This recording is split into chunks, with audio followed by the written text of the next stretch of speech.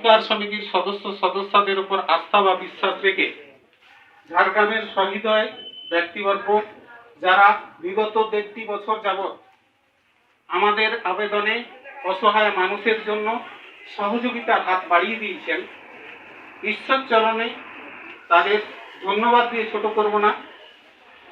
ঈশ্বরের কাছে প্রার্থনা করব তাদের হৃদয়ে ঐশ্বর্য যেন পূর্ণ থাকে, এভাবেই তারা যেন এগিয়ে আসেন সমাজের জন্য। আর্ত মানুষের সেবায় আমরাও যেন তাদের পাশে থাকতে পারি, এই কামনা করব। আমরা বিগত 1.5 বছরের উপর আপনারা জানেন ঝাড়গ্রাম জেলায় বিভিন্ন জায়গায়, শহরের বিভিন্ন ওয়ার্ডে বিগত বছরগুলোতে নানান সমস্যার মধ্য দিয়ে চলেছে। কখনো অতিবৃষ্টি, করোনা ভাইরাস। আমরা আপনারা এক এক করে আসবেন, কুপনটা দিবেন, এই দিক থেকে যাবেন।